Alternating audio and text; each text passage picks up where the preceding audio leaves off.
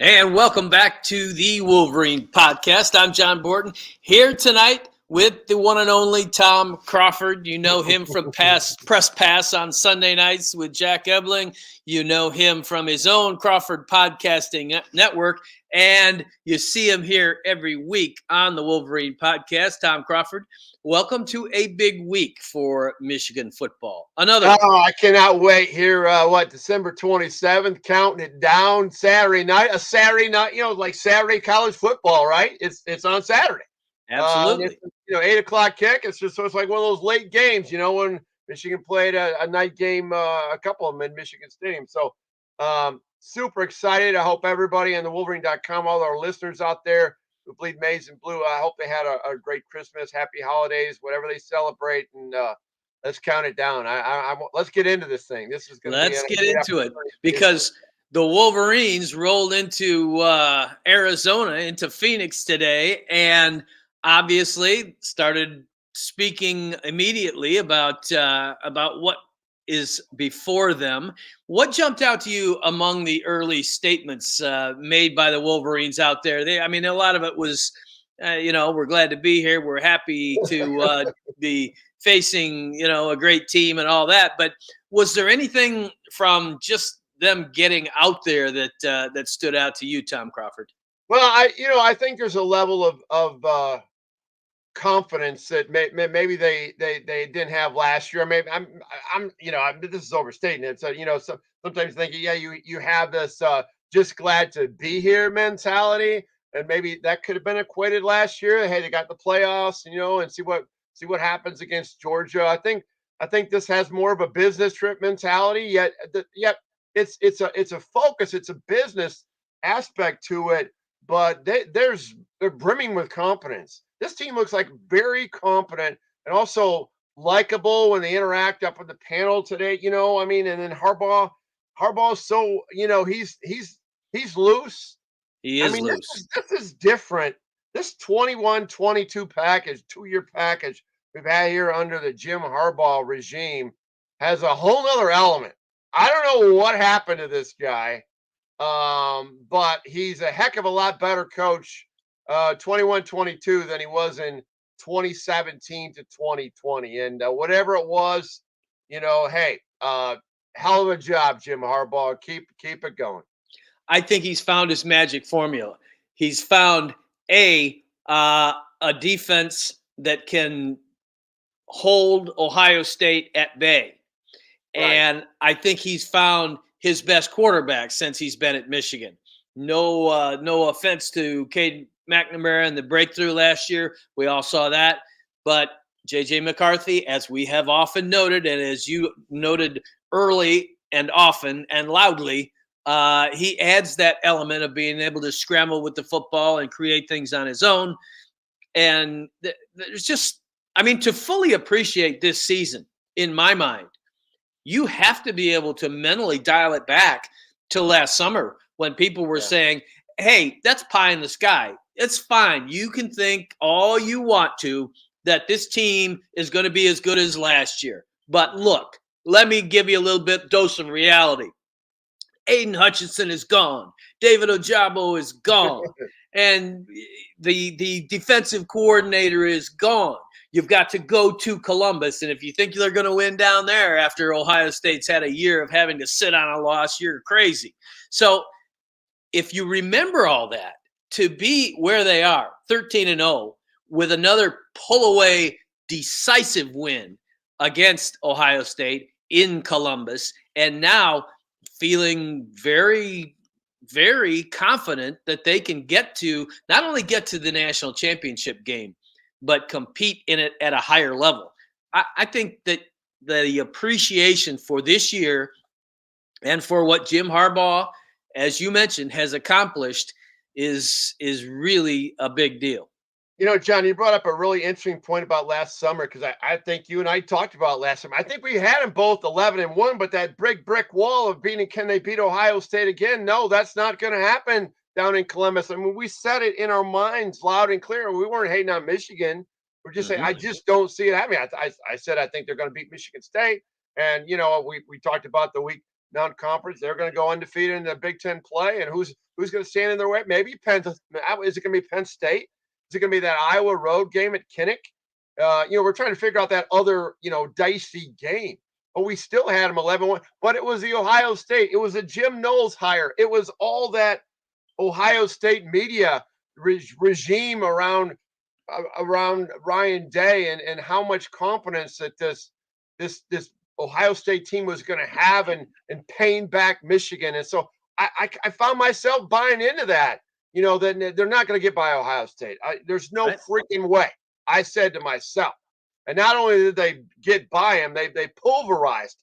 And then all the other things about this season and the offensive line coming together, and it was back to back, offensive line of the year award winning. The defense, and the front seven. Oh my word, I didn't see that coming. I mean, let me count the ways. It's been a big overall. It's been a big surprise. Even though we still saw Michigan winning a lot of games, 11, you and me, but we didn't see them getting by the Bucks. Absolutely. And as you mentioned, winning the Sharon Moore Award for the second. Oh, wait, that's the Joe Moore Award. Oh, but, yeah, that's a good one. They're considering renaming it, but and to come so far, I just listened to JJ McCarthy on the Rich Eisen show. Yes. And here's another measure of how far they've come. He's talking about the Ohio State game, and Rich Eisen is still riding that high. You can clearly see that, and he is trying to coax J.J. McCarthy into waxing eloquent about what that was like and what that meant. And here is J.J. McCarthy confessing that he had a little bit of an empty feeling after that game, a little bit in the pit of his stomach. Why? Because, hey, we've got a lot more to do. There's so much more that we can accomplish. Yeah, it was great. And this is a kid that is always looking for the next step, looking for the next level, as John Falk would say, looking for the next ring. Yeah.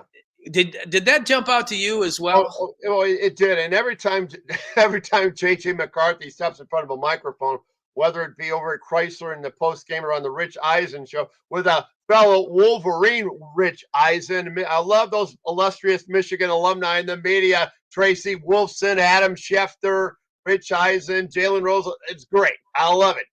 And JJ embraced having a Michigan guy with him, and I thought he felt really comfortable on that interview. And the thing about it is, John, when I think about J.J. McCarthy, and you know how I, raved about his mobility, I wanted him to be the quarterback and all that stuff. But what my takeaway with him this year goes well beyond between the lines, J.J. McCarthy. I've never seen a 19-year-old kid combine positivity, self-confidence, passion, desire to win, competitive edge. He is way beyond his years. And how eloquent he talks. And then you talk about saying all the right things. I mean, remember, it was like right before the Michigan State game, that game prior to that, it was like, it's all about Michigan State. Same thing after Michigan beat Illinois. That was a tough win. It's all about beating Ohio State. This guy, he's too good to be true, and so that's beyond what he can do on that football field. So you don't have to sell me on J.J. McCarthy. No, I clearly do not. But you talk about positivity. You talk about exuding confidence. He crossed the line just a little bit in saying, Rich Eisen asked him. He brought up the Tom Brady subject. Yes, that's great. He said he wanted to end up with more rings than Tom Brady. Yes. And my thought there was, well, right. And I also wanted to dunk on Wilt Chamberlain when I was growing up. But right. even in that, which he's saying, I want more Super Bowl rings than the greatest, most proficient winner of them of all time in NFL history. It is underscoring that J.J. McCarthy simply says, look, I'm not going to discount anything that I might accomplish, and anything that might be there, because I'm going to work at this and go at it and just keep going. Well, and also he mentioned, if I'm not mistaken, he wants that ring that Tom Brady did not get, and that's a national. Well, I take that back. He was a backup. He was a Yeah, backup yeah.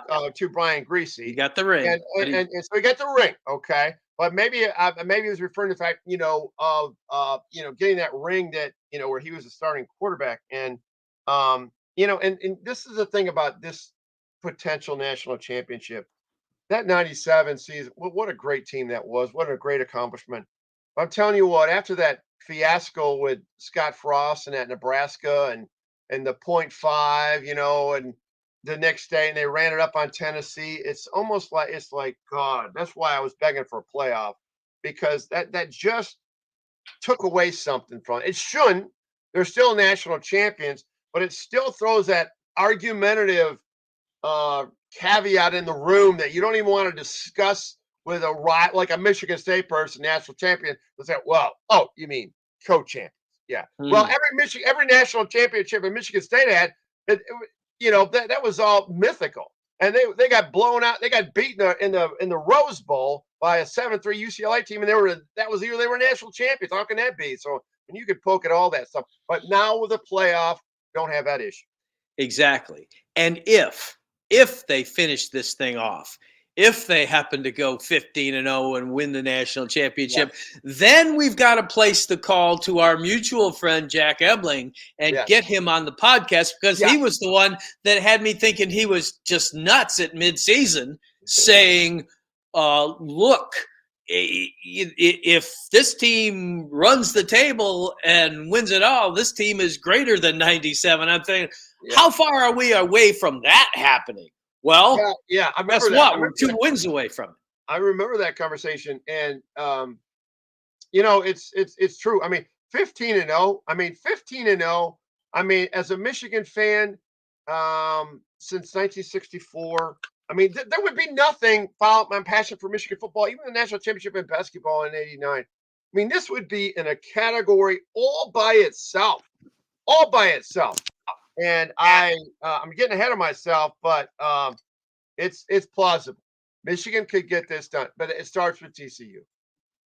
Yeah, it starts with TCU, and that's where we're going to turn our full focus right now, because just in some of the talk back and forth before this game, I don't think TCU has said anything in a boastful or arrogant manner. They've given proper respect to Michigan. I'm not trying to build this up as something like that, but a couple things that have been said, you could take a look and say, well, now that's going to get a little attention inside the Michigan locker room. That's going to get a little motivation. And one of them out of the TCU camp was the statement that, if you stop Michigan's running game, you pretty much stop Michigan's offense. And I am thinking, okay, that's going to get people going on a couple of levels. Michigan's offensive line probably thinking, well, guess what? You're not going to stop Michigan's running game. And you got a JJ McCarthy thinking, does that mean I can't throw the football? Does that mean I'm not a factor in this thing? And so that alone, I think, is one thing that is going to motivate the Wolverines. And I go ahead, you speak on that first That before. really jumped out at me, and I don't know if it was Coach Dyke. I don't know who said that statement. Okay, but I think where that's coming. I'll tell you where that's coming from. Because when you're an average college football fan, Mhm. you're going to say, when the topic of Michigan Wolverines comes up, how do you stop them? You got to stop the run. I mean, you hear it every freaking game. I mean, you Yeah. hear it for a decade. You hear it from Bo Schembechler. You hear it the Bump Elliott days. You got to stop the run. I mean, that's still Michigan football. And and teams have done it, tried to take that strategy. Look what Ohio State tried to go. Cover zero. Okay, they're throwing everybody up there, stacking everybody up front. They got burned by it. I just think that's the mentality, that if you stop the run, you stop Michigan. Now, keep in mind, Michigan struggled. I mean, I equate this game coming up, John, potentially as a template from what we saw in the Big Ten championship game against Purdue.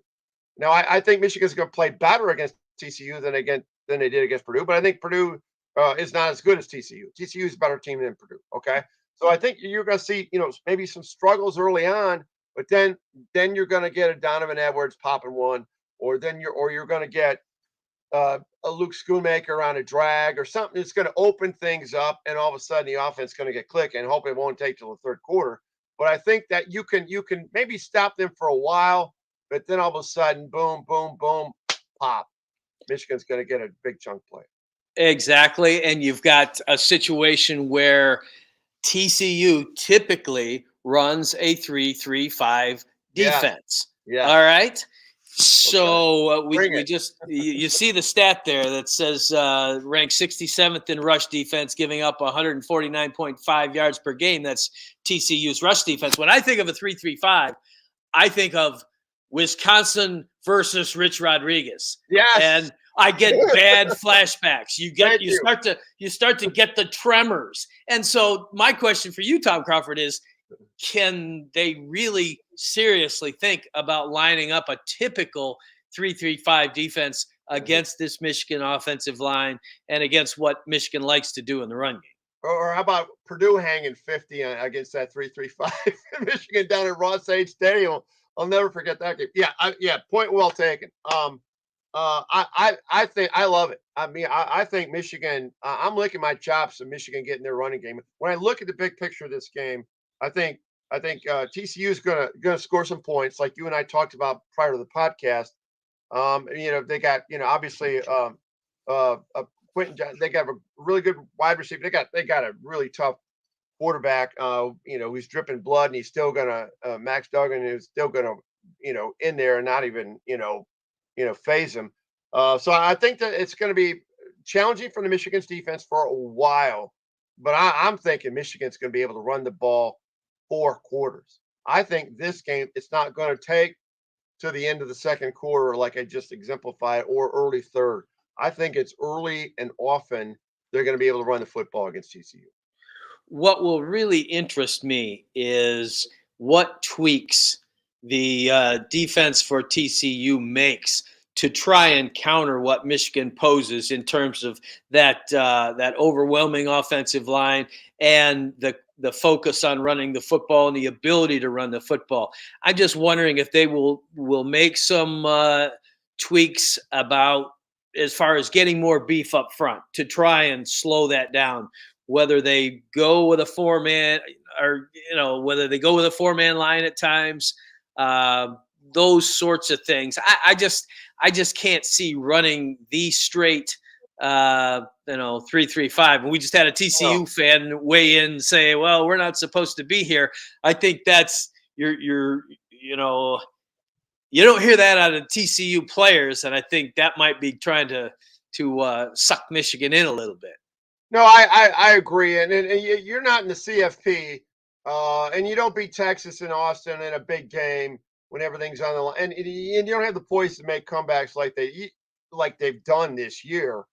If you're not a good football team, and that means making change, and they have the capability of doing that. Well, I guess I'm still my whole focus is when TCU has the ball, and this Kendre Miller, I remember against Texas, and that game was a tight game, and he busted a big one. That dude's fast. Number 33. I remember him. I watched that game. I taped that game. I wanted to see that game, and because I'm just curious on how that would play out. And yeah, so that's Mr. Worrywart here. Me, I'm worried entirely when TCU has the ball.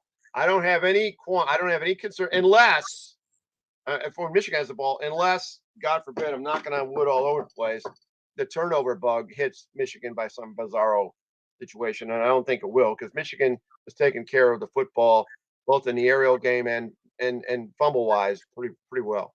Tremendously well, and that's a great point. You anticipated my next question. Biggest worry against TCU. You kind of addressed it in that. It's Michigan being able to hold them in from making it a shootout, or for helping them along with turning the football over. I just think, again, you have to respect Duggan. That quarterback Yeah. is so tough, and we heard a podcast by an insider for TCU who was talking about. I mean, he was throwing out there the fact that their top receiver, making Megatron comparisons, Yeah. and Quentin Johnson. Yeah. yeah, exactly. And you think, well, all right, this has got to be a little overstated, but that again, I don't rule out anytime a team has made it this far and has a quarterback with as much guts and much ability. You look at his numbers; they're just incredible. You don't rule out the fact that they can stay in a football game, and if somebody stays in a football game, that's how you win them in the end, because you'll get that break one way or the other. I think it's incumbent on Michigan to not be in a fourth quarter game. At least Yeah. the kind where it could be like the last time out for TCU, where they're written off and they try to make a stirring comeback, but it can't be that 3-point game, that cliffhanger going into the fourth quarter, in my mind, or it No, shouldn't. and Michigan hasn't had to the Illinois game that, I'm trying to think back at this, this whole regular season still a blur right now. The Illinois game was a test. I mean, the Maryland game was a test. I mean, they've had a couple of those were at home. This is, I think Michigan's going to have a good crowd there. Obviously, they got a bigger alumni base and they got a bigger fandom, I think, overall than TCU. So I think they'll be well represented. But you're right. I'd hate to see Michigan be in a situation where it's a fourth quarter game, because when that Quentin Johnson, you talk about wide receivers, how my biggest complaint about Michigan secondary at the corners has been the 50-50 ball, losing the 50-50 ball. I've been complaining about it all year. And it's been, I see examples of it. Michigan State game and other games when they've lost, in the Purdue game, where they've lost the 50-50 ball. They've had great coverage, but they're just a tad late on turning or something, and they lose the 50. It's like throwing it up there. And TCU does that quite a bit. And so that's another element of concern, I guess. Given those factors, and given the fact that you've talked about Michigan's defense as a key factor in this game, in your mind, how many points does Michigan's defense need to hold TCU to in order to win this football game? What would Tom Crawford be comfortable with as far as holding them in?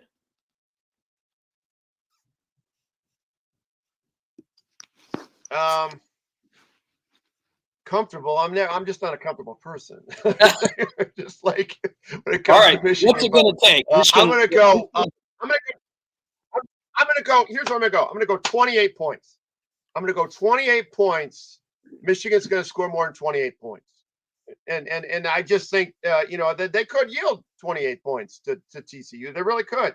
I mean, they gave up 20 something to Purdue, and and this I just think 28. Well, if they hold them at 28, if they give up any more than 28, they're in jeopardy. I think Michigan is. I might as well give you my score. It's gonna be 38. It's gonna be 38-28. I think I think Michigan's gonna score at least 38. So I'm actually conservative on that. I think they're gonna score at least 38. So I'm gonna go on a conservative 38-28 victory for Michigan in this game. Going a little bit ahead of our agenda here, but it's in my mind. And so 28-28. How about you? I'm going to save my score till the end. Okay. But good. We already have. I think we're thinking along the same lines. Yeah. I think Michigan holds TCU somewhere in the 20s. It wins this football game. Yeah, it's just keeping in the 20. Who knows? They could. It could be beyond that. And TCU has fumbled the football from the tailback position. That's happened. And the other thing is, with TCU, it's like I guess their luck did run out against with Kansas State, but it's like they remind me going way back to the Indiana Rose Bowl team of '67. They call them the Cardiac Kids. They won all these games. They got to the Rose Bowl, and then they lost to USC. But they pulled games out always really late in the game. Indiana did of Harry Gonzo, John Eisenberger, and Jade Butch. This TCU game team reminds me of that team. And pretty soon the luck's going to run out, and it's running out. And I'm confident that element is going to run out again, just like it did against State. But I mean, it's going to run out, and Michigan's going to survive this game. I very much agree. I think that Michigan has shown enormous capacity to wear teams down, wear teams out. I think eventually that can happen again, especially with regard to Michigan's I want to offense. ask a question about that, John, to you because I get asked it, and I'm not smart enough to answer it. I mean, is it all Jesse Minter? Is it Jesse Minter making these great alterations? Holding them to so many few points in the second half. Is it the great conditioning that we've talked about on this team? What is it in your mind? Why is Michigan so good in the second half? I think it's a combination of things. I think Jesse Minter is an extremely sharp guy, but he is surrounded by extremely sharp guys. I think Steve Klinkscale is a brilliant defensive coach. I think Mike Elston really knows what he's doing on that defensive line and has mixed it up and allowed different guys to shine and brought people along to the point that nobody is talking about the loss of Aiden Hutchinson or David Ojabo anymore because they come in waves.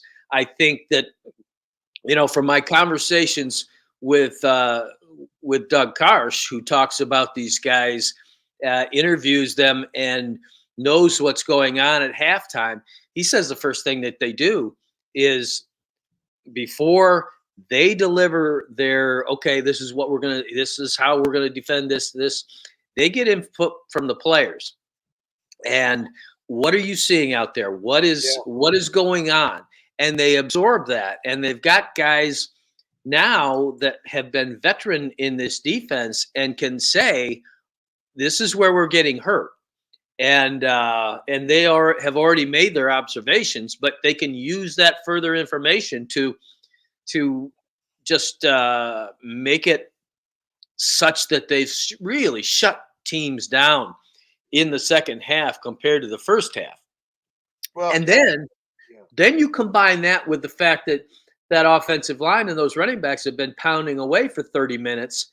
And on the other side, if you've been under such a run-heavy sort of situation, okay, now all of a sudden, you might be losing your will a little bit if a team gets up by 10 or 14 points.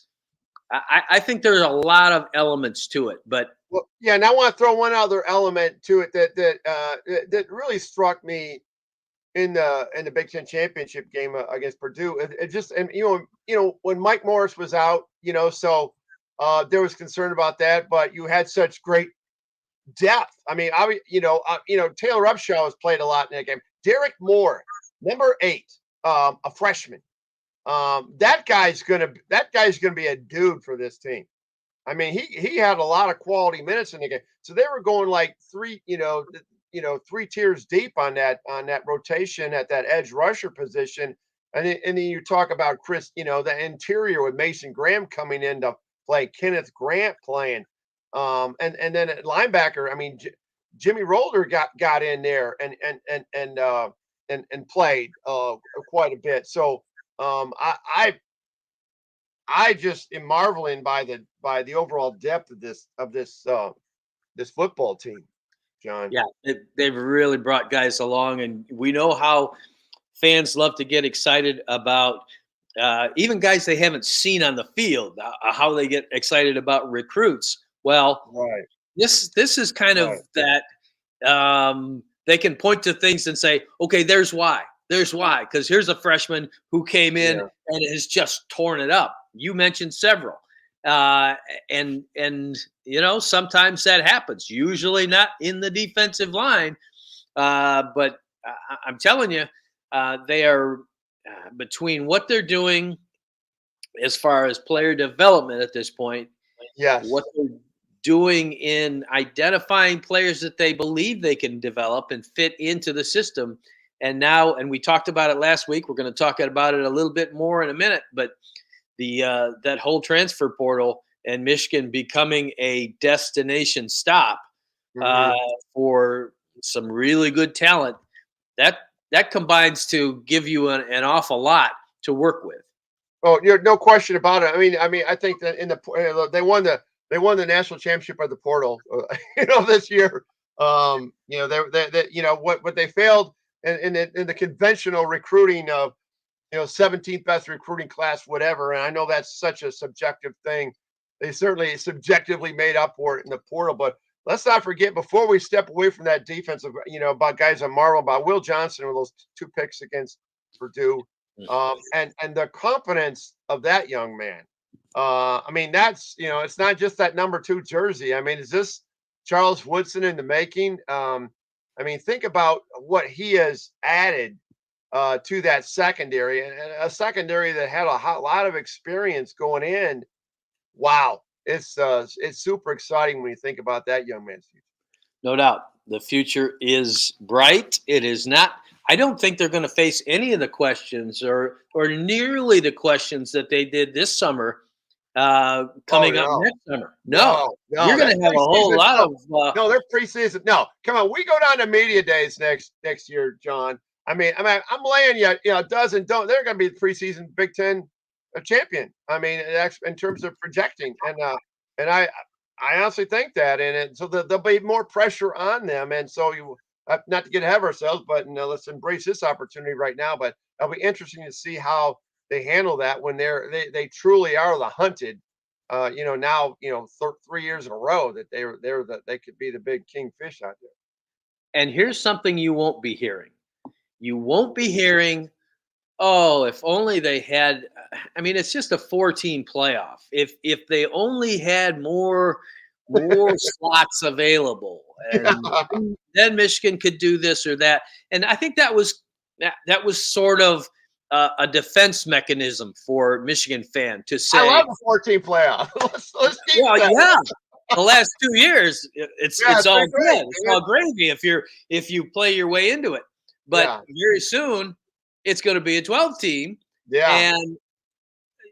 and that will be good too, because what we've done in the past, in the very recent past, before these last 2 years, is say things like, well, since '69, here's how many times that Michigan would have made it with a Yeah. with an Oh 8-team yeah. playoff or a 12-team playoff, That's or me. That's me talking. Yes. yeah, well, now it's going to be there, and yet at the same time, Michigan has got itself to where it is again a top 5 national program. So my question to you is, playoff expansion.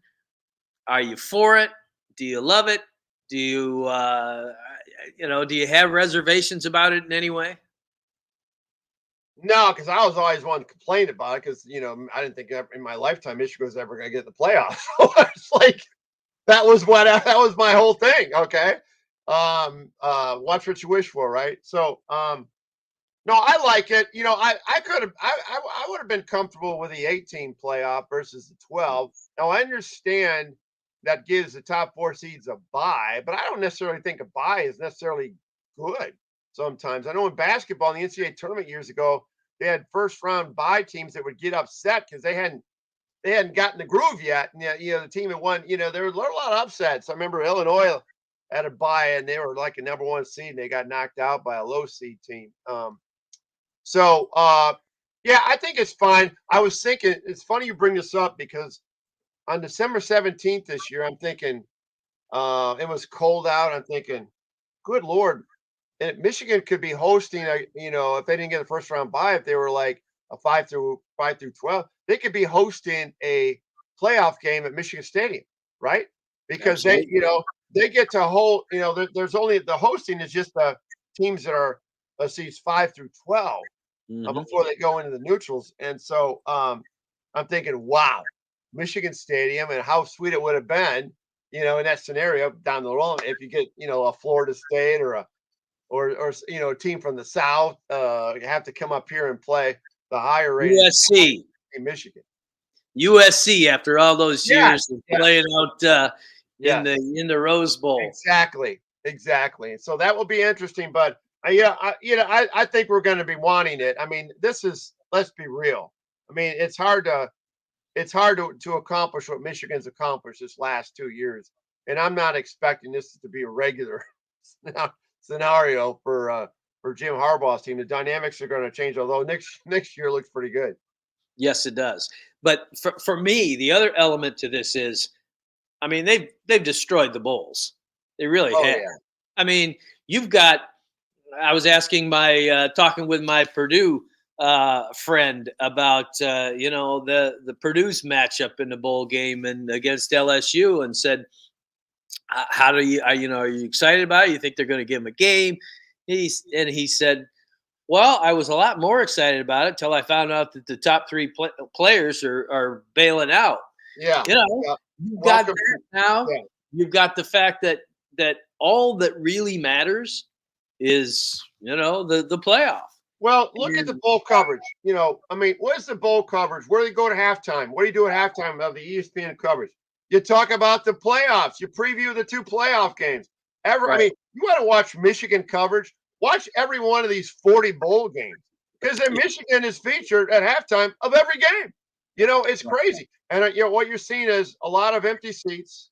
Obviously, especially these first few, the lower echelon bowl games.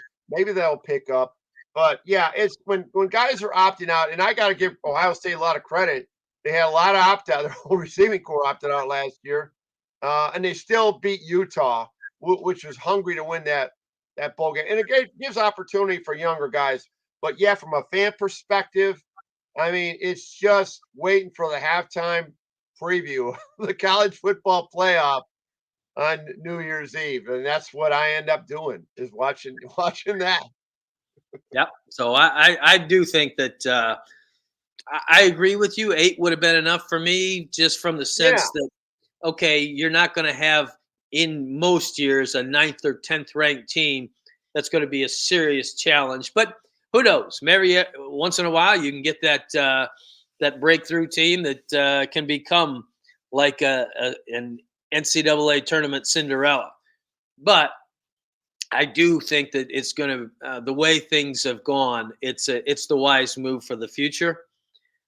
I want to throw at you a statement, and we have talked about the future in terms of different prospects, NIL, and the portal, and things that Michigan will have to do well in football in order to compete. Recruiting. In a recent meeting, and this was out there today, Santa Ono, as you know, the new president of the University of Michigan, one who is not only interested in having the hospital at this level and having the science department at this level, but is also a diehard Michigan football Wow. fan and has absolutely been eating up the success from this season. He was in a meeting, and someone, I mean, this was all without names, of course, commented, "Well, that's a pretty high bar, whatever they were discussing." And Santa Ono's response was, "It ought to be a high bar. This is what we want across the board. Anything other than shooting for the highest marks is excuse making, and we want none of that. We're not interested in that at all." And when I hear that out of the president of the university, I get the distinct impression that there will be very high expectations for what Michigan is going to be able to accomplish through NIL, through allowing the boosters to work. There's certainly the element that, yes, we're Michigan and we want to do everything the right way, but the rules, what you can do, have greatly expanded. And so just your thoughts about hearing that comment from him and what it might mean in these various areas. Well, it certainly dovetails into what I've seen in the press box. He's been at, this year, President Ono's up there, but he's glad he's shaking hands with the media. I mean, he is all about this Michigan football thing. I'm telling you what, man, he is a kid in a candy store. And we saw what's happened. You see him at basketball games too, throwing balls into the stands at timeouts, and then obviously at the he was honorary captain. I mean, he's embracing it. I think he realizes. I mean, you can be a great academic institution and have a great athletic department, because that athletic department, or how well those teams do, branding, the awareness, brand factor of success of the university, and just the fact it makes some students. I'll just make a confession. I went to Michigan, had nothing to do with the communications program at the University of Michigan. I should have gone to Missouri when I was going into journalism. I went to Michigan because of Casby Russell when I was 8 years old. I was going to Michigan. I decided it was that whole, just tying into the athletic, the athletic accolades of these heroes of mine, from Mel Anthony, Casby Russell, and all the way Donnie Dufek, all the way down the line, even the young guy, JJ McCarthy. I think he's terrific. Okay. So that's where that goes in. Alabama has done this in the last recent, they've getting a lot out in my neighborhood in East Lansing. I got 3 or 4 kids that went to Alabama. Why they go to Alabama? Because they like the Crimson Tide. That's why they went to Alabama in the last 10 years. And it's like, wow. And it ends up being a more competitive environment at the school because you get more students there. The demand to get in goes higher. You can raise the GPA requirements. The ownership goes up. It's a great formula. Athletics and academics can work. You don't have to take this Ivy League mentality and say we're not going to do that. Now, Northwestern is going to be hamstrung forever. I just don't. And look what's happening to Northwestern in the last couple of years. How are they going to compete with their requirements? I mean, you got to look at it through both prisms, and President Ono, I think, sees that. I think administratively, Santa Ono could be the greatest thing that ever happened to Michigan athletics. He's like John Hanna was at Michigan State, which had that mentality of athleticism having a high priority, and it worked for Michigan State I'm talking about the 60s, and that this is the same situation. Yeah. Well, just to wrap this thing up, earlier Tom Crawford gave his pick. Yes. Michigan over TCU by the score, I believe, of 38-28. Yeah, but let me qualify that real quick. I think that's going to be a close game. I'm just playing this thing out. I think it's going to be like a 21-14 type thing at halftime. Michigan's going to get it up to, it's going to be like a 38-21. I think TCU is going to score late. I think it's going to be up in double digits, and then TCU grab one late and it still be a 10-point win. That's how I'm envisioning this game goes out, to get specifically. Very good. Well, I'm going to be a little slightly more optimistic on both ends of that. Okay. But I agree with the fact that it's going to be close for a while, like almost every Michigan game has this year. But I believe in the end, you're going to look at Michigan 41 and TCU 24. Oh, okay. So we're right in the same ballpark. Right, yeah. Gladiators of Freedom ways. Oh, look, we got scores rolling in. Yeah, yeah. And they're generally in the same area there. 42-28, 45-27. Yeah. And I think this is it is right about where a lot of people feel like it should be. But TCU is looking at all that and saying, well, and its quarterback saying we're not putting up with that. Well, So, hey, let me make this go ahead. real statement. For Michigan to, and I'm trying to do this two picture thing, and I'm envisioning Michigan playing Georgia in the title game. Uh, they're going to have to hang 40 something on TCU if they're going to hang 20 something on Georgia to win. Yeah. I'm just thinking it's a different currency, if you know what I mean. So they Mhm. better be able to score 40 something on TCU if they have a shot at beating Georgia. That's my feeling. Here's what I know for sure. Either way, Tom Crawford and I will be back Yeah, next week talking about it, maybe with a special guest. We'll yeah. see about that. But for now, we're just going to say, Tom Crawford, great job as always. Thank you very much. We'll see all of you next week back at this same time. And we expect to be Yes. talking about Michigan and its opponent in the national championship game. Yes, I want to be talking on next Tuesday. I want to be talking about January 9th and what's going to happen, and it's going to be relevant to us. So I'm with you There on you that, go. JP. Looking forward to it. See ya.